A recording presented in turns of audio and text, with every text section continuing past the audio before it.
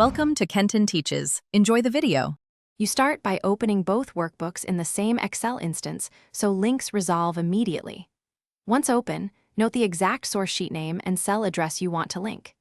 In the destination workbook, select the target cell, type an equals sign, then switch to the source workbook and click the source cell. Excel will begin building the external reference automatically. Make sure file names are final and saved. Unsaved names can break later references.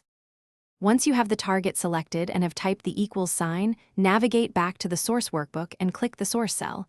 Excel inserts a reference like equals source. XLSX sheet 1, $1. If the source workbook will be closed or in a different folder, Excel stores the full path automatically. Make sure that path is stable. After pressing enter, check the value appears. Then save both workbooks so the link persists and updates correctly. To finalize, test updating the source value and then reopen or use data edit links in the destination to force an update. This confirms the connection. If something goes wrong, make sure the source workbook name, sheet name, and path match exactly. Renamed or moved files cause #ref errors.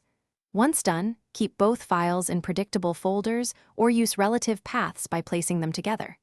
A key troubleshooting tip: if you see #ref, open the source workbook and relink using the equals click method to restore the path.